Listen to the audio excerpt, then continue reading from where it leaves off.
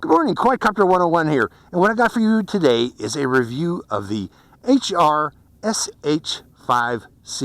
Now you look at this thing and you say, dang, that looks like a DJI with a Phantom with its landing gear. And then others will say, well, look at the canopy. It actually looks like a X5SC. Well, it's a little bit of both, actually. Actually, this is HR, the company that makes this, answer to the X5SC, and they also, I believe, have an X5SW version with Wi-Fi. This is their camera version, but it's a low-cost alternative to the Syma X5SC. I think this thing runs about $32, $33, which is pretty darn good if it performs as advertised. Now, the original X5SC had a problem in that, you know, if there was any type of wind at all, it would encounter what was called the wind bug. It just couldn't fight the wind. It actually would level itself off in the wind. Hopefully this does not do that and is a little more acrobatic or aerobatic, if you will, because of that. Additionally, most Syma models only have a range of about 70 meters. This one's predicted to have a range of 120 meters. One thing I don't like, and I discovered this last night, is the camera itself. It's advertised as a 2 megapixel camera, but the video that I was getting from this was not 720p video that you would expect from a 2 megapixel camera. It was only 480p video.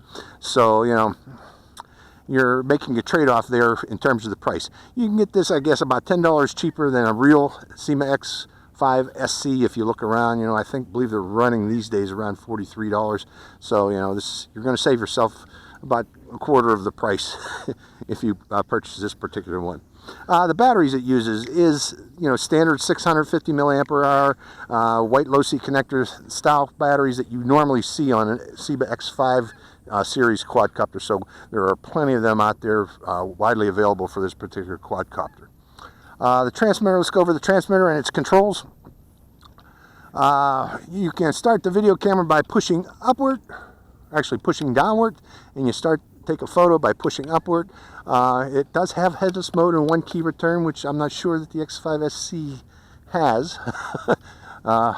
Maybe I'm wrong on that. I think it does have headless mode and one key return on the X5SC.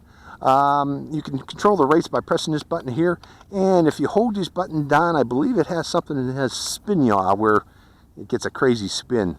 So we'll demonstrate that too. And for doing flips, you press this button here and tell it which direction to flip. Other than that, you know, it's your standard transmitter. These are your trim buttons for pitch and roll. And these buttons here are fake, although they do depress inward. They don't do anything, and these buttons here are fake, completely fake. They're not real buttons. They're just little protrusions on the plastic case. So let's go for a flight of the SH5C and see how it performs. Now it does have an on-off switch, which we'll activate by pressing that button there. And then put it on my little landing pad here. Give it a few seconds to calibrate its gyros. Turning on the transmitter and binding the transmitter. And we do have bind. And I am going to start off by taking a video by pressing downward and verify that we got a light change on the camera. And I do see different color light. Let me turn it off again to verify that okay, red is off. So press it one more time, and looking in these little vent here, you're not going to be able to see it, but there's a little red light that comes on to verify that we are taking a video. So let's go to the air and try the SH5C out, see how it performs.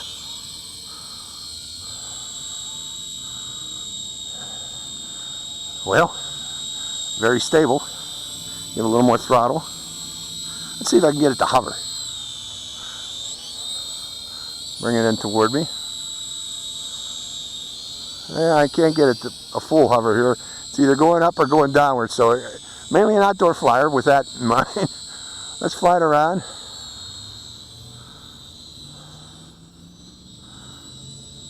That's beginner's rate, intermediate rate.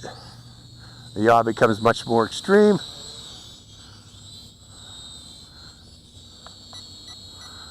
Third rate.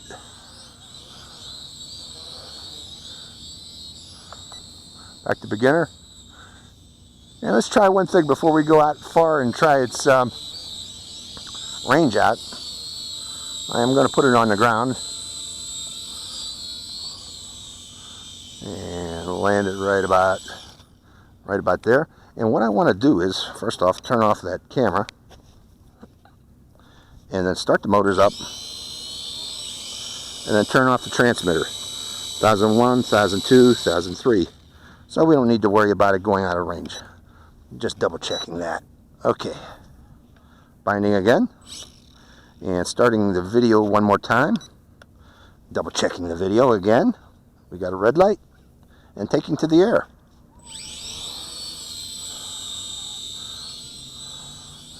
Okay, let's try some flips.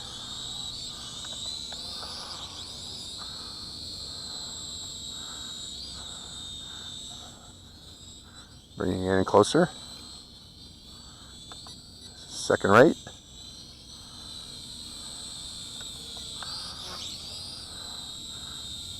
Third rate.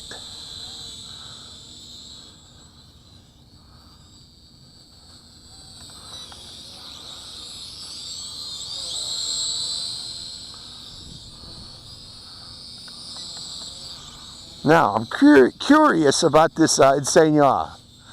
Let's bring it in close. Right now, it's got a lot of yaw on it, folks. But it says hold down the button. Oh, look at that. Yeah, I didn't need to do anything. Before it lands in the manure pile, let's come over here and demonstrate that again. So hold down this left button, watch what happens. And it goes into crazy yaw. And it's not controllable with that crazy yaw. Pressing it once again to bring it out of that. Okay, let's go downstream, or down the field. Going back to beginner rate. I don't want to go too high first. I am by the...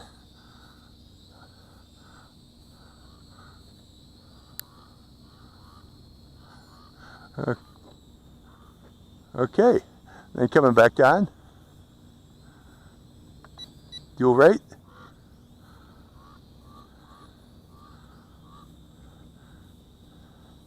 And I'm going to plop it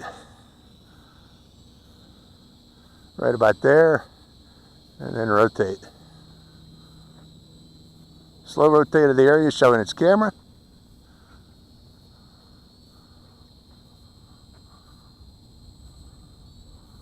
And then coming down, reducing throttle.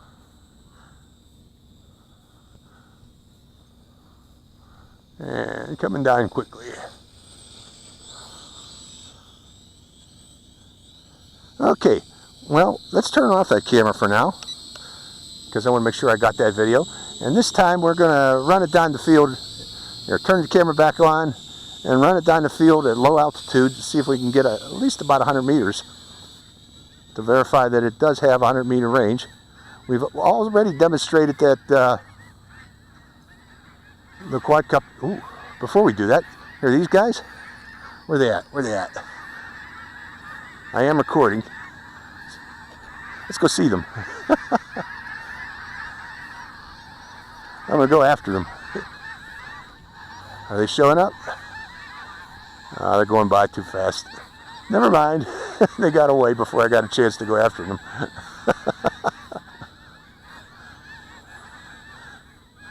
But yeah, you know, this is, again, primarily intended as an outdoor camera bird. A cheap outdoor camera bird. And it seems to be doing a job.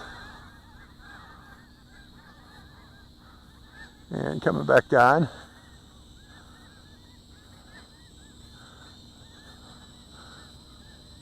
And for the remainder of the flight, we're going to keep it in close because I want to check its batteries. Okay, the lights are still good, so we can go out one more time here. Going to third rate. High rate. Coming down lower. And going out. Okay, we're at about 80 meters. Going all around the field there. We're at about 100. It's working. Working well. So, yeah, it's got good range. Much better range than the X5C. I like all this black dirt on this field. Yeah, we had lots of rain, folks. recently. Lots of rain. See that black dirt? And because of that, the people take care of this field of put down manure. Hopefully they get green grass again here. Okay, turning off the camera. How's our lights now? Let's bring it in for the remainder of the flight. In close. Yeah, the lights are flashing now, so we don't got much more flight time.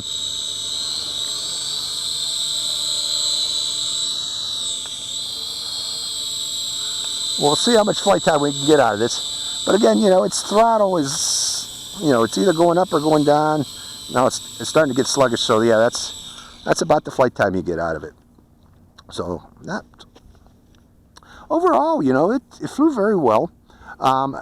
I had a hard time maintaining a steady altitude there. It was either going up or going down, so keep that in mind. But if you're outdoors, it's not a big deal. Indoors, it will be a big deal.